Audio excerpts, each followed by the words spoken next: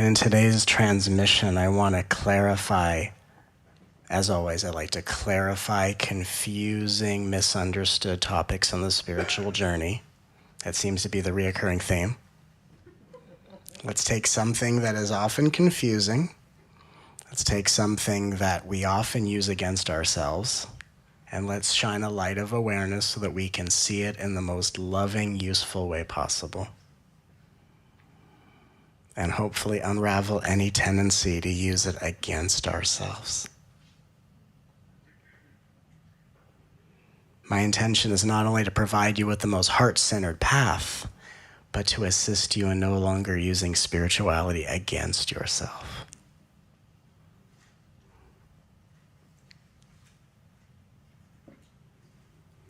It's so very interesting that what in the beginning seems like an essential key to freedom unknowingly becomes a weapon we use against ourselves. Strange how that is. Very strange. But what I want to clarify today is I want to clarify the misunderstanding about what it means to raise your vibration. And in this clarification, what I hope to help bring to an end in your life is the end of sabotage. At our upcoming retreat, there will be the end of self-judgment, or the end of judgment. So in preparation for the end of judgment, perhaps today can be the end of sabotage. And if I can explain to you how sabotage gets created in your life from an energetic standpoint and how it relates to raising your vibration, I believe things might start to make more sense. Because when we think of raising your vibration, even if I just say that, for a lot of energetically sensitive beings on a spiritual path, it becomes this scramble. Oh my God, I gotta raise my vibration. Like if you don't spend every second raising your vibration, it's gonna dip down. Like it's a balloon that a kid is trying to keep in the air, and if they don't keep tossing in the air, it's gonna fall to the ground and all of life's gonna come to an end. Or whatever we've imagined it to be.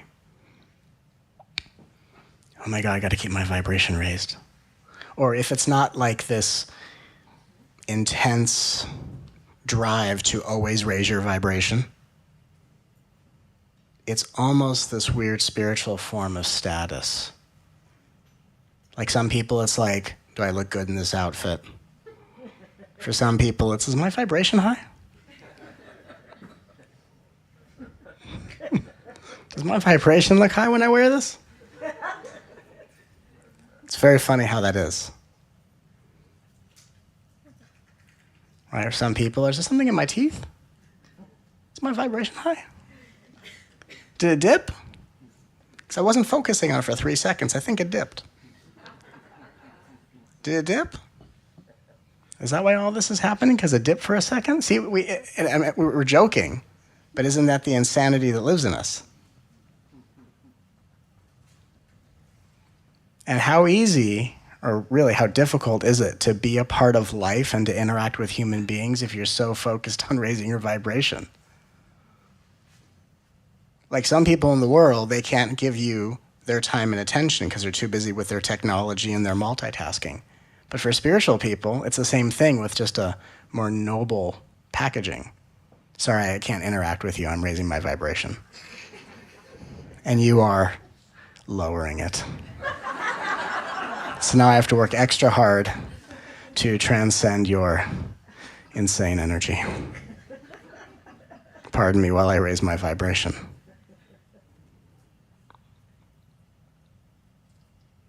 And what's interesting is that for a lot of us, we're so deeply intuitive. And we know there are certain choices that are in your best honor to make. Whether it's the elimination of self-destructive tendencies to bring more consciousness and mindfulness into relationships.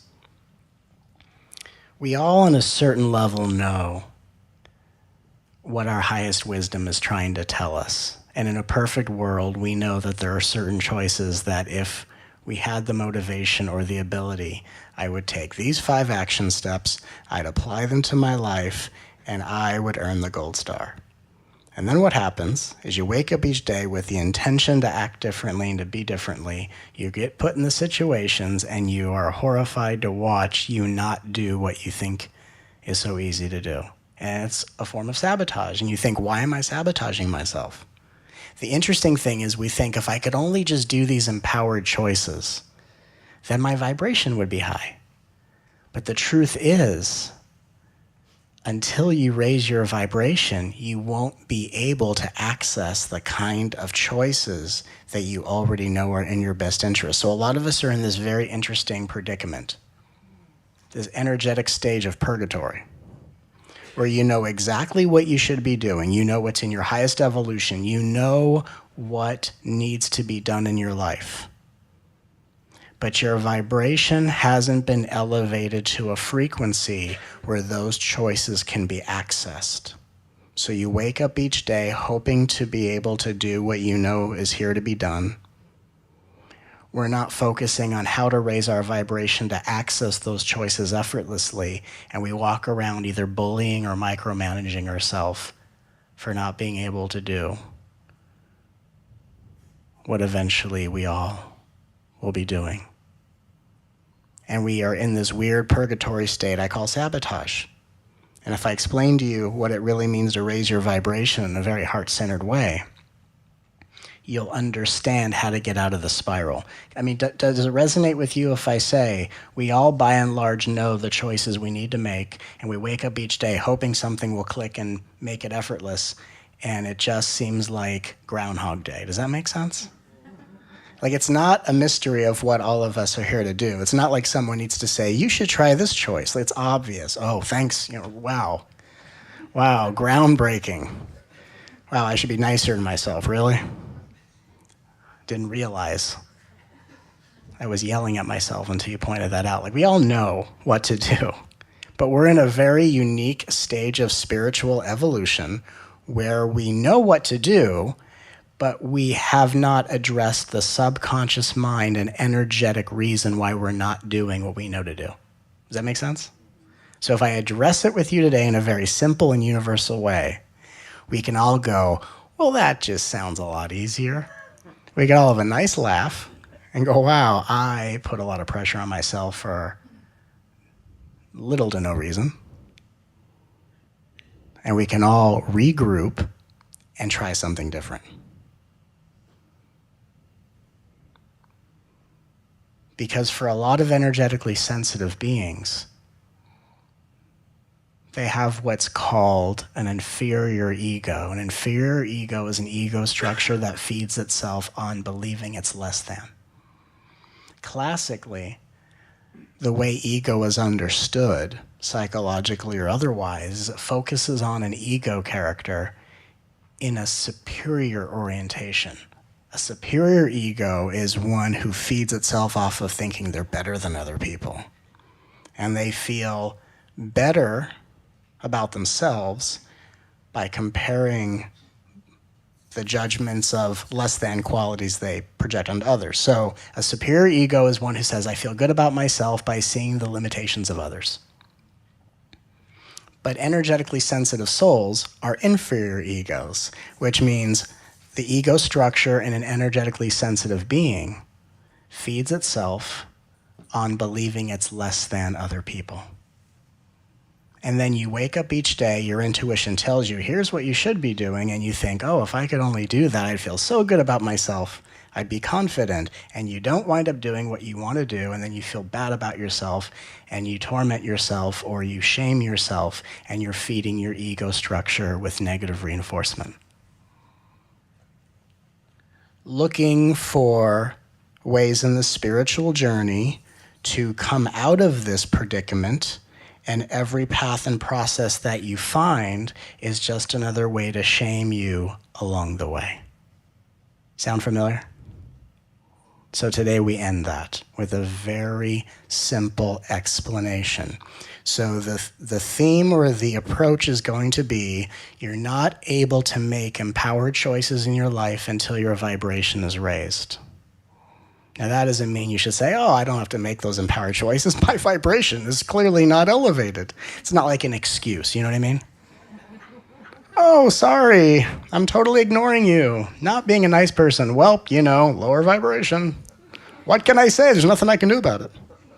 Ask Matt. Can't do anything about it. Just handcuffed. It's not like it's not a license or an excuse to be inconsiderate. But when you have an elevated vibration,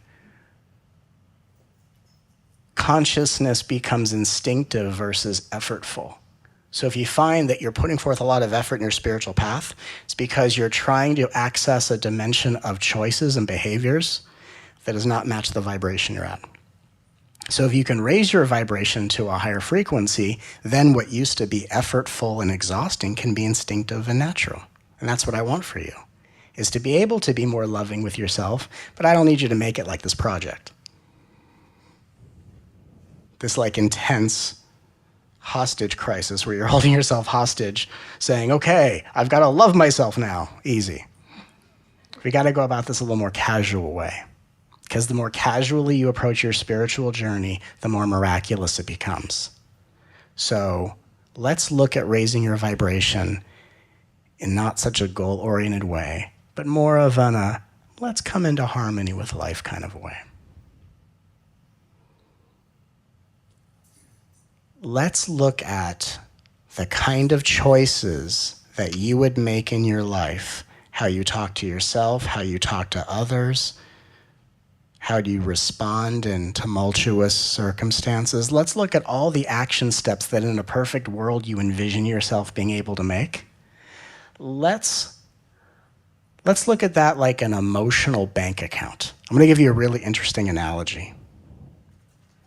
And like a regular bank account, an emotional bank account, the action steps you want to take to earn your own respect, to make you feel like you're the embodiment of the teachings that you admire, that make you more of who you are trying to become in this path of expansion and evolution, that make you feel like you're leading the way as a pioneer of ascension, the kind of choices that you want to make are checks that are written from your emotional bank account.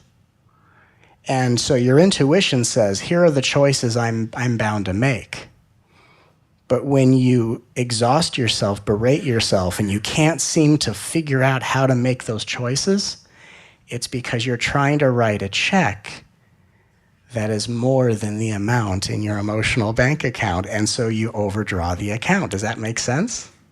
Whenever someone does not feel good about themselves, it's an overdrawn account. And so what we do is we look at every time we give ourselves a compliment, we're making a deposit in our emotional bank account. And every time you make a deposit in your emotional bank account, you are elevating the balance to inevitably allow you to write the kind of checks that make the kind of choices that your account can handle. Does that make sense?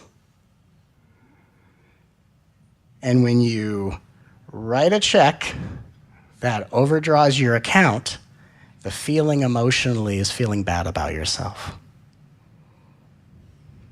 And let's say your account is really in the negative, really in, a deficiency. Just like a regular bank, every day that you don't clear that account and take it out of the negative, more fees get added. Just like emotionally, we feel worse and worse and worse because that account is just building up fees. And then someone in my position says, well, if you felt better about yourself and loved yourself, you would, that would help things. And then people say, see if this resonates with you, I try saying that I love yous or complimenting myself, but it doesn't feel authentic.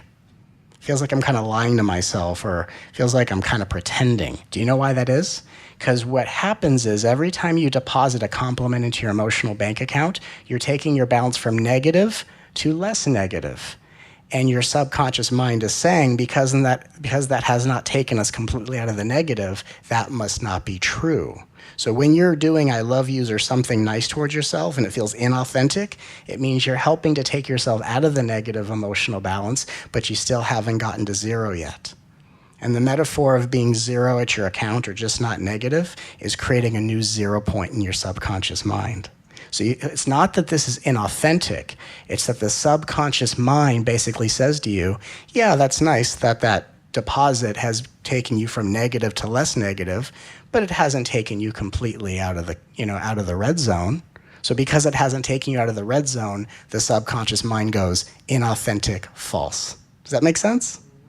But what we have to learn is that's okay, because that's giving us feedback about our subconscious mind in the process we are in to rewrite it. We're not here to escape conditioning. We're here to rewrite the subconscious mind to match the vibration of our natural divine nature. And so many of us are on this path having a very strange experience of what I call egocentric surrender. Egocentric surrender is I just let go and I drift with the wind, and wherever I wind up, I guess is where I'm meant to be. It's kind of like you're the captain of a ship, you're in this really huge vessel, and you say, I'm not going to steer this. I'm just going to let the tides and the waters guide us where we're supposed to go. And then you drift off to some abandoned island, and you go, I guess this is where we're meant to be. No, this is where you end up if you let the ocean guide you. But you're the captain, and you're here not to control the voyage, just steer the ship. So egocentric surrender is when we kind of let go and go, I'm just going to drift and meander, and wherever I wind up is where I'm meant to be. Okay, it's one way to do it. Where you're meant to be is where you guide this thing, and guiding the ship is rewriting your subconscious mind. You're not controlling the voyage, but you are navigating the waters with your choices. And the way we start doing that is by making the choice to make deposits of compliments into our emotional bank account to build up the equity, so when you start writing checks, your account can actually cash them and allow you to feel good about who you are instead of more self-defeated and sabotaging yourself on a subconscious level. Does that make sense? It's fascinating. And when you start to realize the way I treat other people is a way of practicing to make more deposits in my emotional bank account. I no longer treat people based on how they deserve to be treated. Like if someone's really not nice to you, there can be a societal thing of, oh, they're not nice to me, well then I withdraw my love from them until they've earned it. And if you live like that, you're refusing to make emotional deposits in your heart-centered bank account that doesn't allow you to make the kind of inspired choices that you want to make. So in the love revolution, we don't treat people in response the way they treat us. We empower ourselves to use opportunities with other people to make deposits in our emotional bank account. And the way you would act to make a deposit in your bank account by showing them more kindness and care than they're perhaps showing you, you're also increasing the likelihood that they will catch on to the vibration and begin treating themselves more so how you're treating them. So what helps to bring your emotional bank account into a proper balance is actually also helping to resolve the negative balance in the emotional bank accounts of all. And if you just think of it like that, like some of us might have a balance of $5, and the choices you're trying to make are like writing $300 checks. And the check's gonna bounce, which causes you to feel bad about yourself. And even if your ego is really kind of determined on the spiritual path, and you're always looking for what you need to improve on. See, that's one of the biggest illusions, is that an inferior ego thinks it's on a path of self-improvement. It thinks it is. It's the biggest facade. It thinks it's trying to improve, and it's going to do so by focusing on what it needs to do better. And there's no one who falls for that illusion more than the ego within that path. And they say, every day I'm going to look at what I do wrong and I'm going to try to improve my behavior. And all they're doing is writing checks their account can't cash and going negative, negative, negative. What it takes to get an inferior ego out of that negative space is to only focus on what you do right.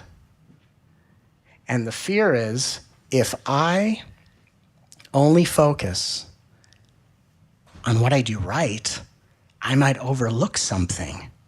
I might become this crazy maniac drunk with power.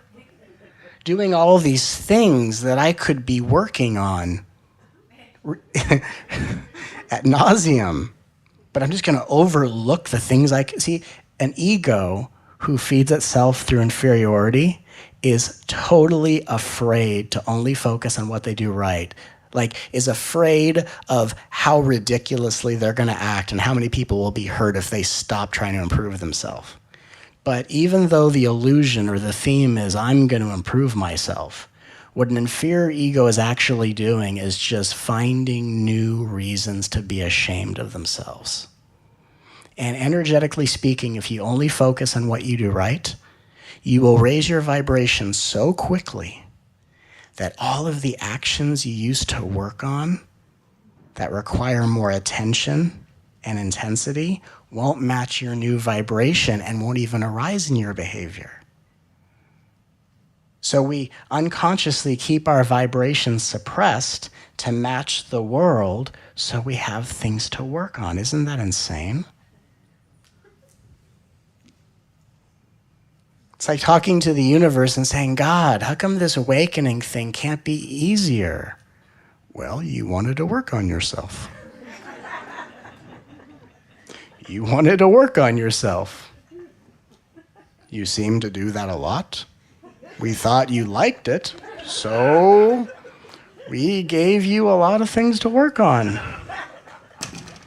And then once you worked on those things, you kept looking for, there's got to be more, and the universe says, oh, give them some more.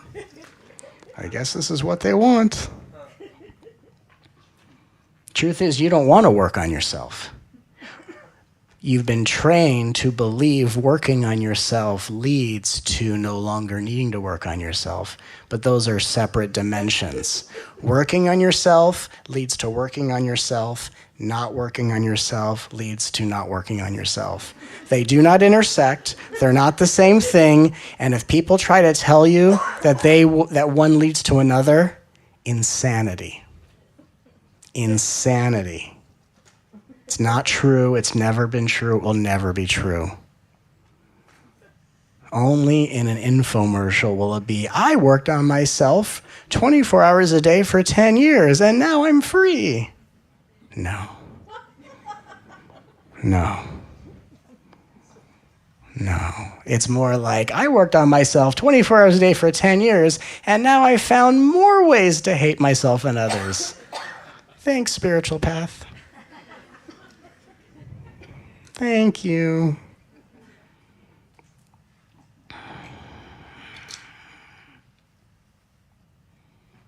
It's funny when you think of it like this.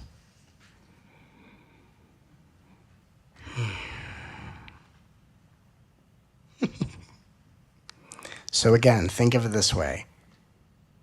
The choices you make every day to focus on what you're doing right, to speak kind words to yourself. If you can, speak kind words to others. These nice things, we're not doing it to prove anything to ourselves. We're doing it to build up the equity so that we can start writing checks from our emotional bank account and actually with effortless ease follow through with the action steps that will earn our own respect. So we have to give ourselves the reward before we're able to perform at a level that seems rewarding. Does that make sense? If I explain it like that, does it seem more obvious? I think so. So if you're not nice to yourself, what's the likelihood that you're going to be able to awaken the superhero in you and bring it out to play? Not very likely. It's as if your body is like it's like your energy field is like a vessel of awakening. And all the goodness you pour into your heart with positive self-talk and focusing on what you do right, it's how you fill your engine. Now, you could have the greatest race car ever created, but if it's not filled with gas, it's not going to go anywhere, is it? So you have to be nice to yourself in order for your highest divine qualities to come out to play. Because the higher you go in the infinite realms of divinity, the nicer things are. It's one thing to say the higher you go in the infinite realms of divinity, the more true things become, the clearer things get. But let's talk about what people don't talk about. The higher you go in the infinite realms of heaven, the nicer things are. And sometimes we could be so focused on wanting clarity and truth, and I want to know what's true, right, that thing? That we're not actually going about things in the nicest way.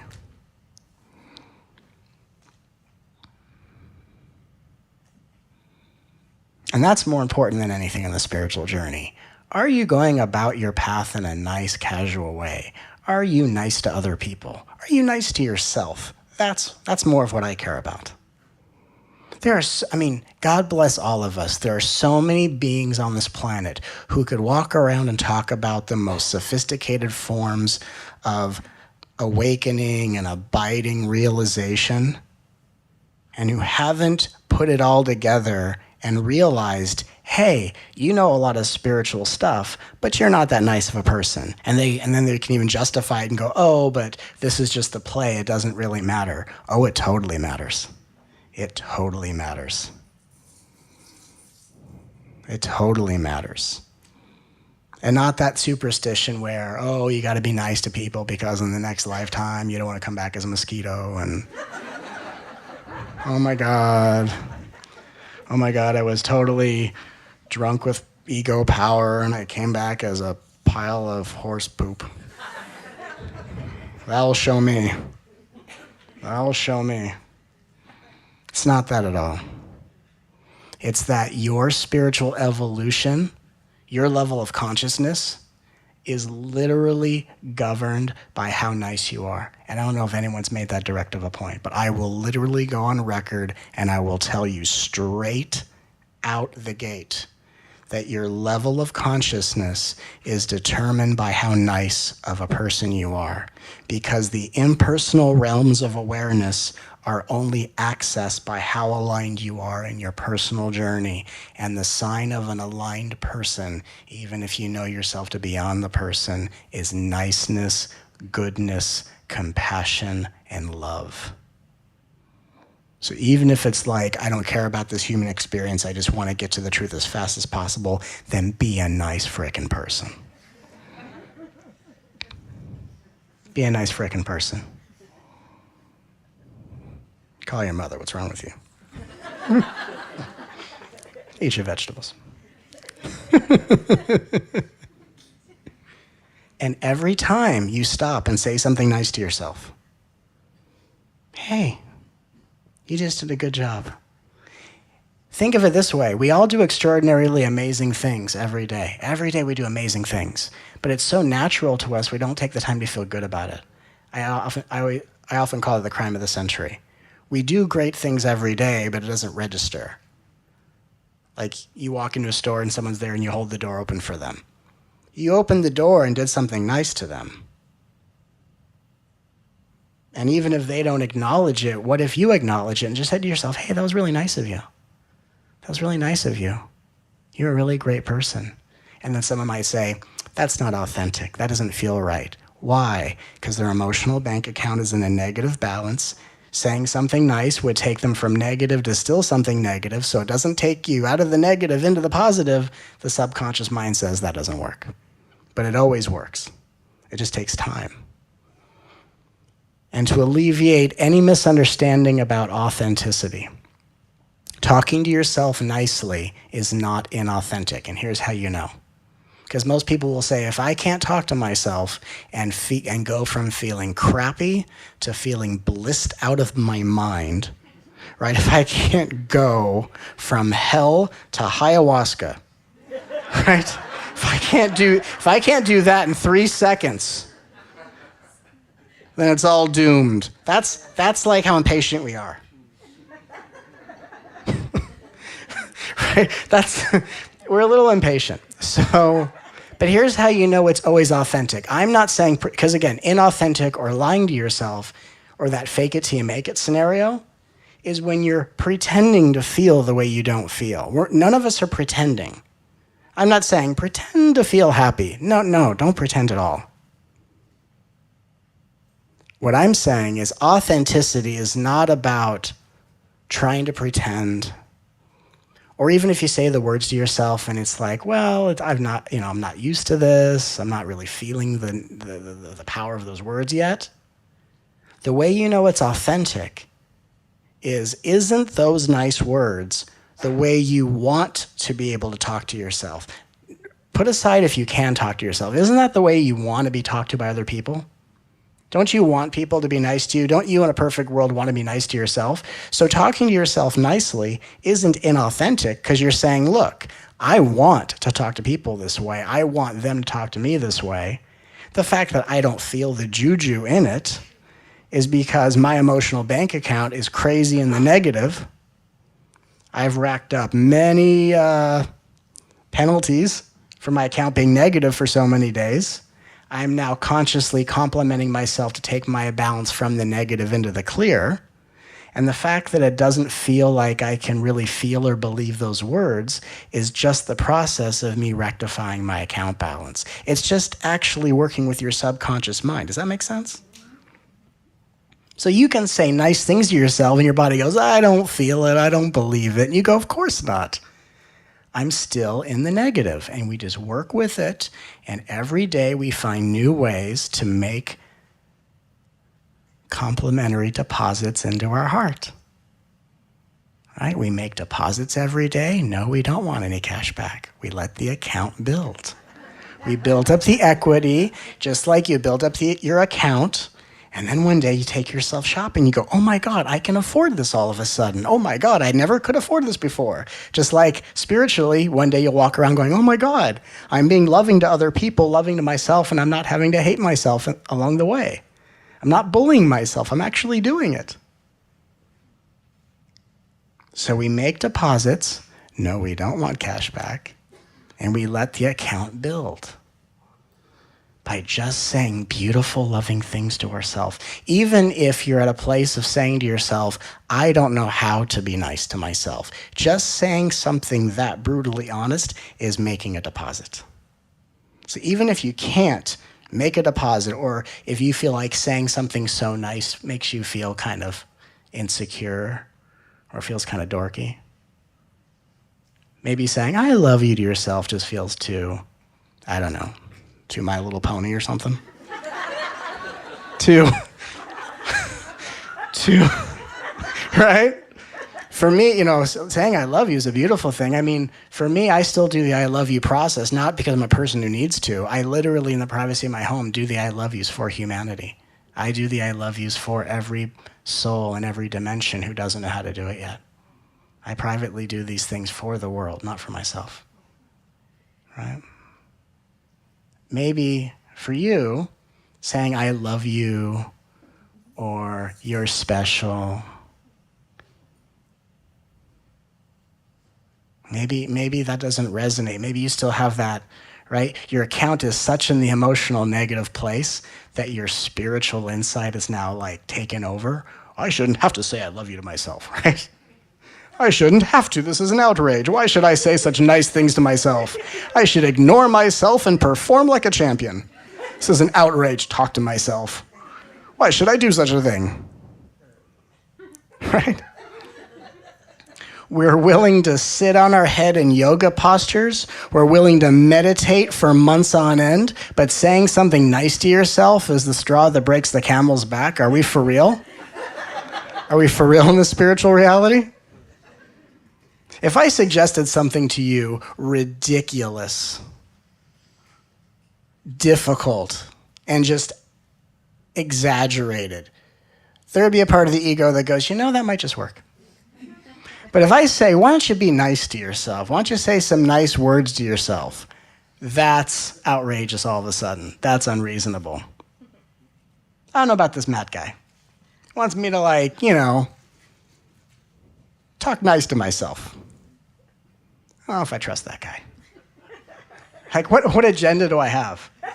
Right? You talk nice to yourself. Your heart is the center of the universe. Talk nice to yourself. You're actually talking nice to all hearts because you are a manifestation of all hearts. So you saying something nice to yourself is filling goodness in every heart to raise the vibration of the planet. What agenda other than bringing heaven to earth is being translated here. There's nothing else going on. Just trying to interrupt your inner tirade of self-hatred so that you can bring your emotional bank account to a positive balance, so then you can start writing checks that your heart's willing to cash. Doesn't that make a lot of sense? I certainly think it does. So here's the question you have to ask yourself. How much nicer to myself do I have to be in order to make the kind of choices that earn my respect? Kind of like someone might ask themselves, how much money do I have to save to go on that vacation? That's what someone might say.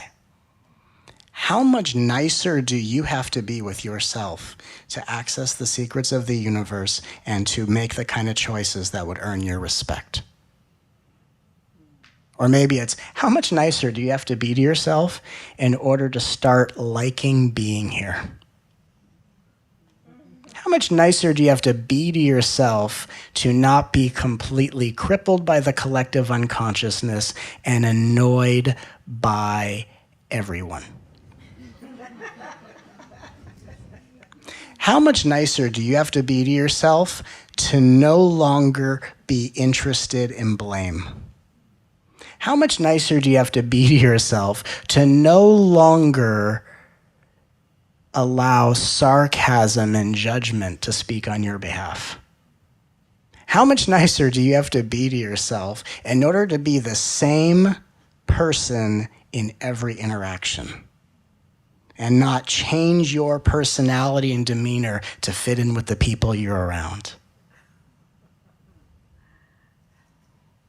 How much nicer do you have to be to yourself to actually accept the fact that you're here for a reason and not wait till you become a super duper light worker who saves the planet to give a shit about yourself?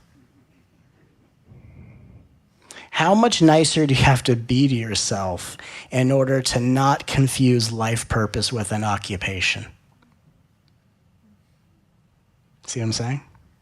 It's amazingly eye-opening when you really look at it. Liberation doesn't free you from being nice to others. Liberation frees you from any distraction other than goodness and niceness. When you're truly liberated, there's nothing but goodness. And those who are not acting appropriately are in more need of goodness than you'll ever know. When you're liberated, you're not necessarily lost in your experience. You're actually aware of someone else's experience. And all of a sudden, the way people treat you is not, why are they treating me this way? It is, oh, this person is showing me how much pain they're in. And how they're treating me is like them helping me remember the things in their past that haven't been processed. Sometimes people don't know how to tell you the way they've been treated in the past that traumatizes them, so they reenact it with you where you get to experience what it's like to be them from the past. And I'll tell you, it's very interesting when you become aware of this point. I remember I had someone be not so nice to me in a customer setting, in a customer service setting. Like I was buying something at a store. I was actually at a pharmacy. When I used to have asthma, and I was getting a refill on my asthma inhaler. And this person, you could just tell from a mile away, just stressed. They're there to handle business. They're the alpha dog of the pharmacy with little to no bedside manner. And they had just got off the phone with someone, and their body language and tone indicated they just got off the phone with someone who has just used up all their patience. And now with no patience, I emerge. With all my heart-centered My Little Pony energy.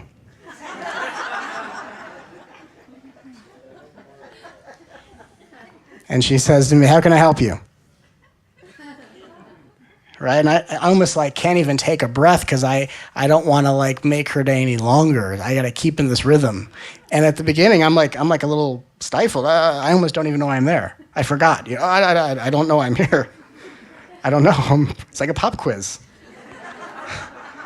Hi, ma'am. I'm lost. I don't know why I'm here. I was here for a reason. I forgot. And I interacted with her, and she was just typing my name. Asked for my last name. I gave it. You know, and she's like typing. What was that again? I'm just, you know, I'm like 6th grade all of a sudden. I'm an adult, right? But all of a sudden I'm in 6th grade. Like, I don't know. I'm sorry. So sorry. Sorry. Let me spell my last name for you. Oh my God. And when you start feeling weird, you start like over-explaining things. My name's Matt Kahn, K like Karen, but my name's not Karen. And you start getting all weird, right? Start getting all strange, all overly explanatory. Like you're trying to make their life easier and you're totally not. And I just looked at her and I said, so funny. And I said, you know, you must deal with a variety of characters in this job. That's all I said to her, and she just looked at me and smiled. I said, thank you for doing what you do. I'm sure it's not easy to deal with the kind of people that push your buttons. I said, I don't know if your buttons get pushed. I mean, you see, doing a fantastic job. And she just looked and smiled, and all of a sudden, that began a different rendezvous, a different experience. Because I wasn't thinking about, here's how she's treating me. She's giving me an experience of her strain, of her stress, pain, and torment. That's interesting. Stress and pain, strain. She's showing me how strained she is, how much stress and pain she's in. And instead of sitting there and think righteously, why am I being treated like this? I deserve better customer service. Is there a manager I could talk to? All that kind of stuff. Instead, I decided to make a deposit for both of us into life's emotional bank account.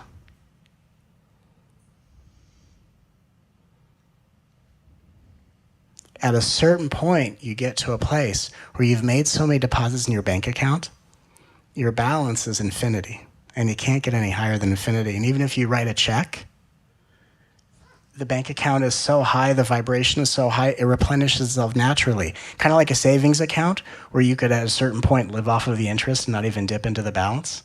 At a certain point, you're just writing checks from the interest of your vibration. You're not even touching the balance. And so you still make deposits, but you're not making deposits for yourself. You're making it for other people whose bank accounts are obviously not in the positive direction.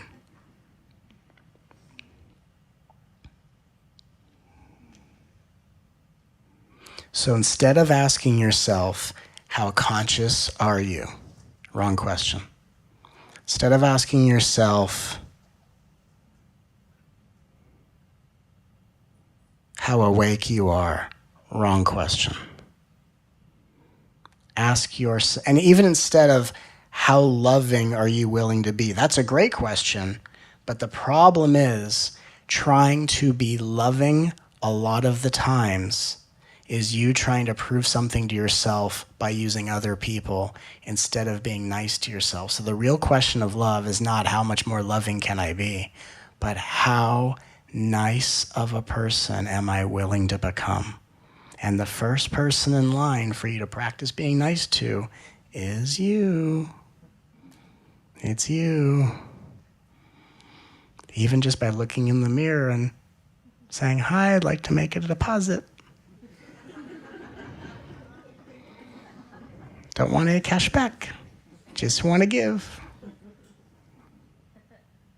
Because inherently, we're all awake beings using life to remember how masterful we are. Just like using this analogy, we're all emotional millionaires who have all forgotten our PIN.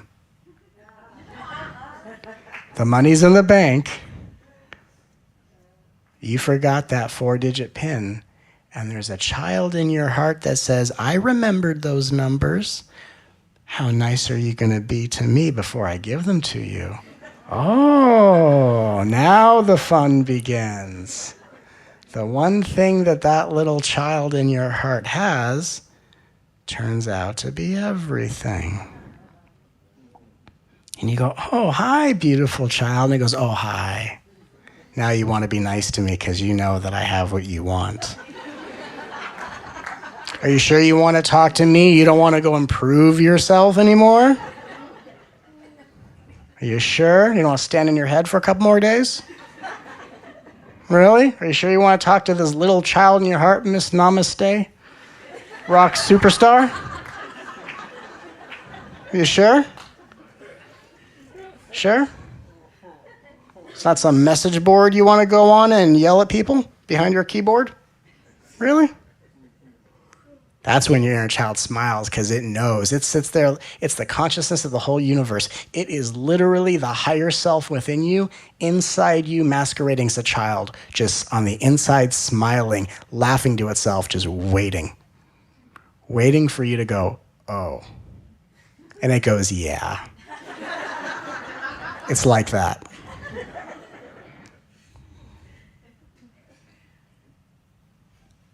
And the first couple times, when you take that emotional bank account from negative to a little bit negative, it's, I love you, and your inner child goes, whatever.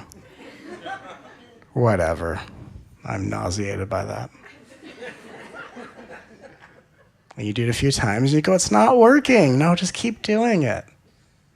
Let the sarcasm of your inner child wear off, because it's just the sarcasm of it being put in the background for so long.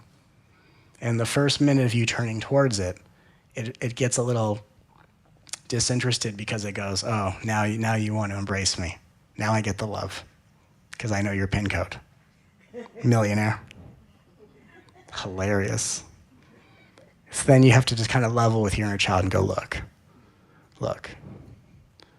Spend up my life in ego, which is kind of like, honestly, being an ego is like being energetically drunk. It's like if you went on a drinking binge and you were with some friends and you acted ridiculously, and then you wake up from that binge and you call your friends, you go, okay, look. Okay, I've reviewed the footage. I've reviewed my Twitter account. I was a maniac. I'm so sorry. That's like the conversation you have with your inner child, is you're coming into awakening, the best way I can describe it, without selling awakening, like you're going to be blissed, you're going to be peaceful, it's going to be great. Awakening is like spiritual sobriety. And you've been drunk for like 30 years. And you're talking to the child and you go, hi, wow, I made quite a mess. Thank goodness you're still here. You've had a quite rough little child. I'm so sorry. I have been crazy. I've been drunk for 30 years, and you have not been treated properly. I am so sorry. Please, child, and this is what really works, asking the inner child, can you help teach me how to love you? That's really amazing. You say to the child, look, I've been drunk on ego for 30 years. I've been on this wild ride. You child should know. I've been dragging you along for 30 years. To every spiritual whatever, and I need you, inner child. I need you, which the inner child is the costume the universe wears within you. So when you talk to your inner child, you're talking to the seed that becomes your higher self in form. You're talking to your higher self and you say, look, I need your help. It may have taken me 35 years to figure out that I don't know what the hell I'm doing at all. I need you to teach me how to love you because, one, you deserve to be loved more, not less. I deserve to have a little break from all of this, and I obviously don't know what I'm doing, so if you could teach me how to love you, I think you and I can come together and work together in a very peaceful way. And you can feel in your body how much shifts in that. And that shifts, your bank account and your emotional body starts to go from negative into a zero, a new 0 point field gets created. And then from there, you say the loving things that your innocence takes in. Every deposit starts to take you into the positive, and then naturally you can start writing the checks that brings your highest level of awareness into action. That's an easier way of thinking about how to raise your vibration. It's making peace with your innocence and say, hey, please, I want you, my higher self, dressed up as a child in my body, I want you to teach me how to live. Teach me how to love you. Teach me how to make decisions. You invite the innocence into your life, you're inspiring the universe to come alive within you. Even when you have a choice throughout the day, you ask your inner child, you ask your heart, hey, honey, which of these choices is in our best interest to make? Which of these would you do? And whatever it says to do, you just choose that. And you let your heart do the choosing. Even if it wants to make a choice impulsively just to see that it's able to without getting any kind of spiritual wrath from you. Like it has the right to say, do that without you sitting it down and going, okay, let's have a little conversation. That's not what we do. Yeah? And we don't have that passive-aggressive conversation with our inner child, where the child just like listens to the adult's words and silently thinks, I'm here to help you. Have you ever had that experience where an adult is talking to you, and even as a child, you have that impression of like, they don't know what they're talking about. And you're just listening, and you're nodding, not because it's been this most enlightening experience, but you're almost just trying to like, just give them the stage. They'll stop faster if you just agree with them. So it's like your inner child is just, yeah, okay, thank you for correcting me. Wow, so enlightening. Whatever. You have to go to your heart and say, I need you to help me. I don't know what I'm doing. And say to your inner child, even when I try to love you, I turn that into a spiritual form of nonsense. I sit there and I do the I love yous just waiting for cash prizes to erupt in my heart. Sometimes we're not doing the I love yous from like the authentic place of like, I really deserve more love. I've been a maniac my whole life. I need to relax and love myself. It's like we're treating it like that arcade claw that we're trying to go and get that stuffed animal. Oh my God, I almost got it. And your inner child knows when you're loving for real or when you're using it like an arcade claw. Okay, I love you, I love you, I love you. Okay, where's my prize? Where's my prize? So you need to ask your inner child, can you teach me how to love you? Please. Because isn't it obvious that the one who's never been loved, the one who's waiting to be loved, is going to know the magic recipe of how it needs to be loved. So you say, inner child, tell me the words you want me to say. If I love you, nauseate you. Maybe you heard those words from people in the past who totally betrayed you, so there's an association. Like your inner child remembers last time someone said that to us, they left. And that's real serious. So you say to your inner child, if the words aren't I love you, you tell me the words you need to hear. And you tell me the tone of voice you want me to speak it. And you tell me all the ways you want to be a part of my life. And what you're doing is you're talking to the innocence of your heart, which is really inviting the universe to awaken in your being and to work through you on your behalf. So if you want to be aligned with your higher self and you want to let the highest aspect of truth work through you, invite the inner child to teach you how to live. And that emotional bank account goes from being way deficient to overly abundant and prosperous. And when that emotional bank account is in the positive on a very deep level, that becomes the energy that manifests financial prosperity into your reality. Self-doubt manifests as financial debt,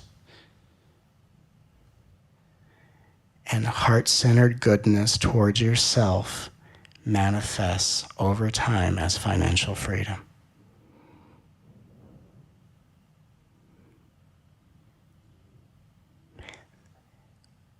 That doesn't mean that every person that has debt doubts themselves necessarily, but every person that learns to speak nice to themselves, regardless of the situation, will first shift their emotional body and relationship with their innocence, and no matter where they're at financially, feeling good about yourself, feeling excited about life, loving yourself at every turn, always equates to greater prosperity.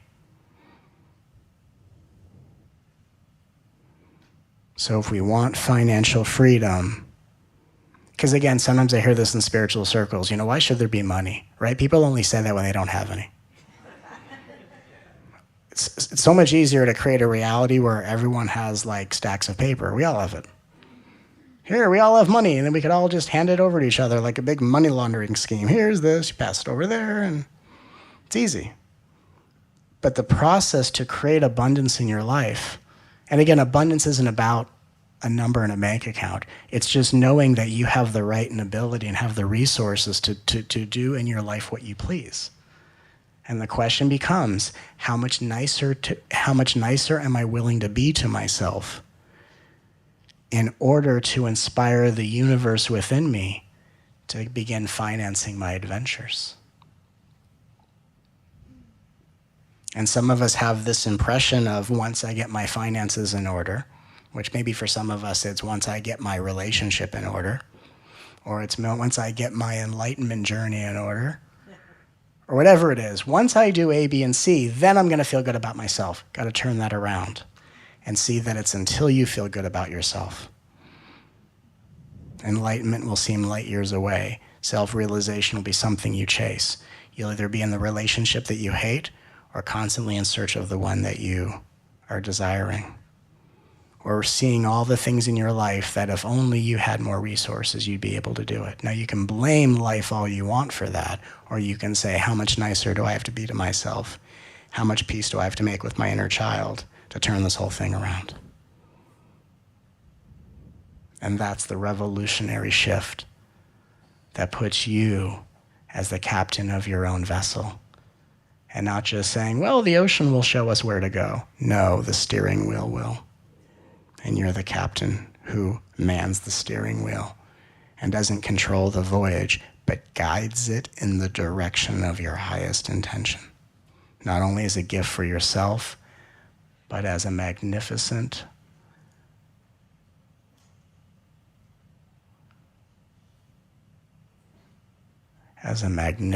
catalyst of evolution for the well-being of all. The universe is your banker. The universe is your finance department. And if you want that finance department to give you the ability to live as you wish, then the bank teller who dispenses your abundance is dressed up as a little child in your heart. And in order for you to remember that PIN code to the abundance you already have, you're going to have to be nice to yourself. In fact, there's no ability to manifest anything you desire until you're nice to yourself. So what if the law of attraction isn't, oh, I should just be nice to myself so I can get what I want? See, that's more foolishness. You only want what you want because the journey it will take you to attract it is being nice to yourself. So you appear to be a character who doesn't have what you want. You then become a character who knows what you want. You then become a character who says, okay, this is what I have. This is what I really want. How do I bring those two together? And the universe goes, oh, you're going to have to learn to be nice to yourself. And the only reason why you don't have what you don't have, or the only reason why you want what you want, is because your dharma is really learning how to be nice to yourself. And the universe will put you in any circumstance so that sooner or later you can't look away from the fact that the central theme of the spiritual journey is being nice to you. Does that make sense? That's what it all comes down to. You could be seconds away from liberation. You can be $10 away from being a multimillionaire. You can be inches away from your soulmate. And in order to bring that reality to form in the way that you desire, you're just going to have to be a little nicer to yourself. We either become more heart-centered or we continue to suffer. When we suffer, we blame. And when we blame, It's an opportunity to make a deposit in our emotional bank account by complimenting and embracing the one who blames. Loving what arises.